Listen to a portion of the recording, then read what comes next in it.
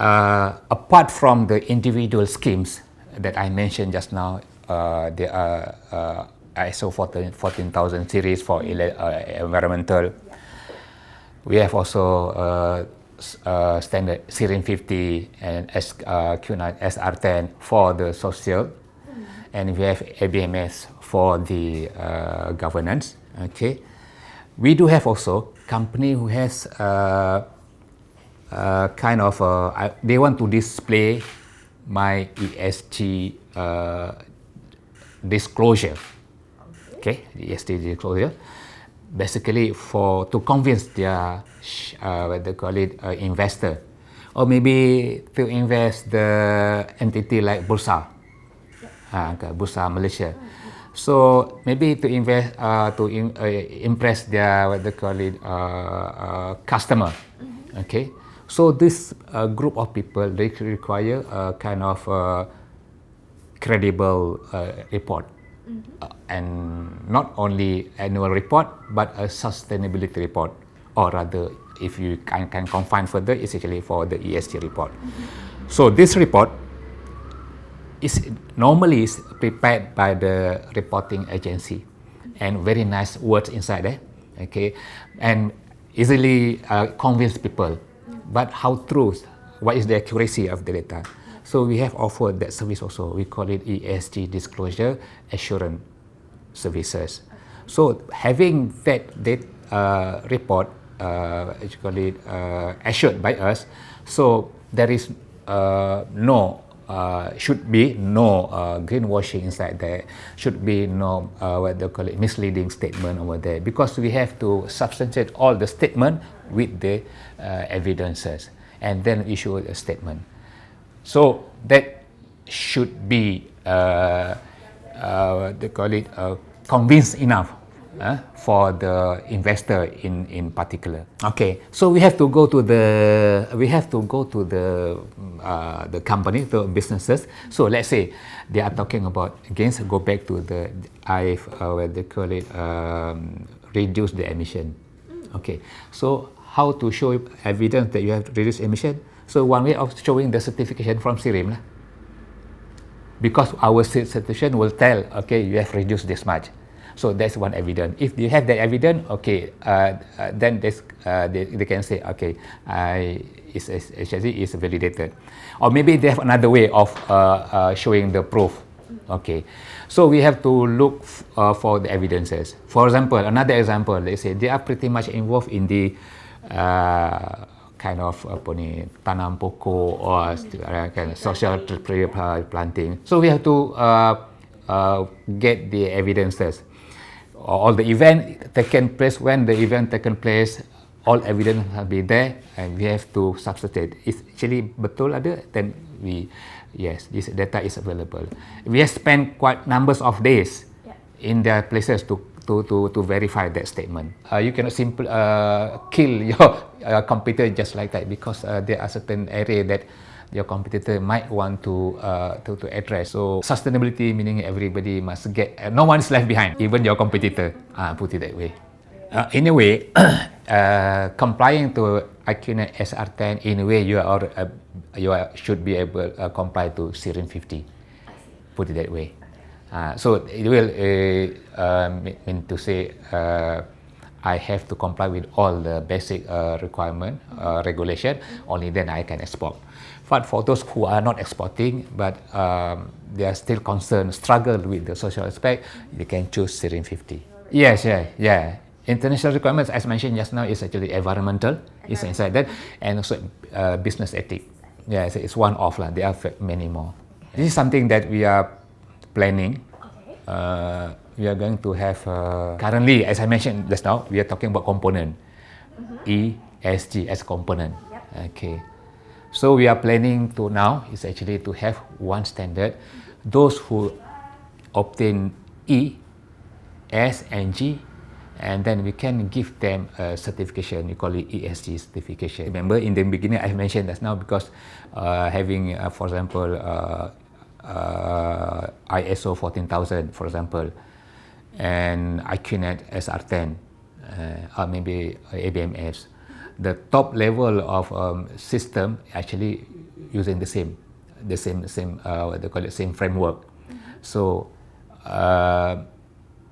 now those businesses are already addressing ESG, what they call it, individually, but now we move one step further so that we can what they call it, allow them to get ESG certification because they have all these three at once. Okay. I think it make it easier for the end user.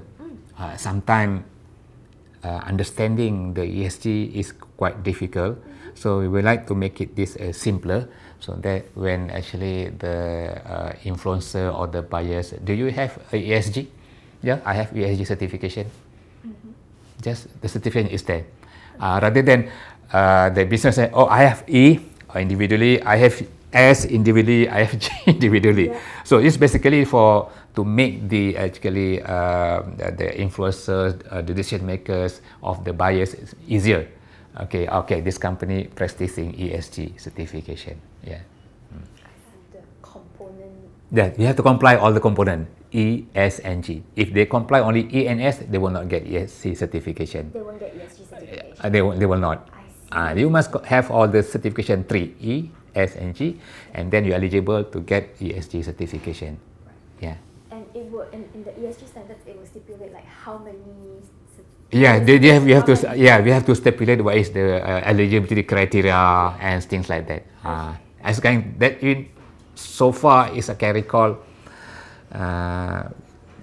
no one is actually having that standard. So we are developing that standard now. I mentioned earlier on our business transformation plan, the whole agenda of our business transformation plan back in 2016 is about sustainability, because we had water assets and we knew then that we have to repatriate the water asset back to the state. So that's about 100 million of bottom line. There's a gap there. So to address the E of ESG, the economic aspect of it, because we can do ESG, but at the end of the day we are not non-profit, we are profit organization, so we have to put profitability as equally important as the ESG. So the business, in fact, the BTP or the business plan back in 2016 is to ensure that we have sustainable growth for the group. Okay, so when it comes to ESG, it's meeting those different stakeholders that I mentioned earlier, the shareholders, our community members. So it's important because that will guide our business direction and strategy going forward. Because the way we see, how we believe that ESG should be in this group is, we have managed to set the tone from above. We have a buy-in, full buy-in by the board, and then we have done our maturity assessment to see where we should focus in terms of getting our business done, in which direction, and now is the reporting, and at the end of the day is communicating the data. That's where Cirium comes in. Pharma Niaga actually, it was established in 1994. It is actually the first listed integrated pharmaceutical company in Malaysia.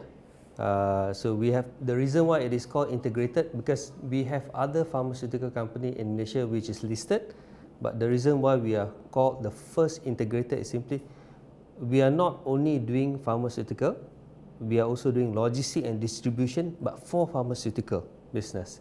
So, and on top of that, in Pharma Niaga, we have we are involved in research and development. We have manufacturing arm, and then we have logistics and distribution. We have sales and marketing. We even have OTC, over-the-counter product, which is all the supplements and nutraceutical. So we are involved in multidisciplinary, in the sense involved in pharmaceutical, but in multidisciplinary. Reason why is simply because the nature of Pharma Niaga is slightly different. With Cirium is actually external assurance for sustainability report. External assurance for sustainability. Because for public listed company, I think Bursa has imposed a integrated report, and in your integrated report must have the sustainability report. So what we've done is actually, we don't want to just simply come up with our report only.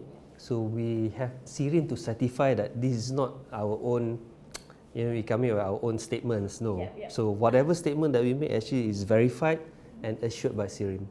But on top of that, we are also involved SIRIM in our ABMS, anti-bribery system. It's all the SIRIM certification.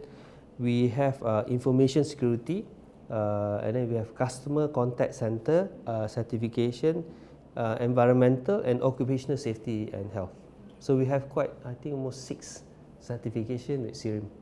Okay, exactly. It's more challenging. So that's why I think the government are actually putting quite a lot of effort to train, to make aware of this ESG actually to be embraced. Okay, so SIRIM is basically, if you look at the what they call it, the circle, we are actually the last lah. Meaning to say, the implementer, the regulator set the requirement, and then you are the one who verify the data is correct.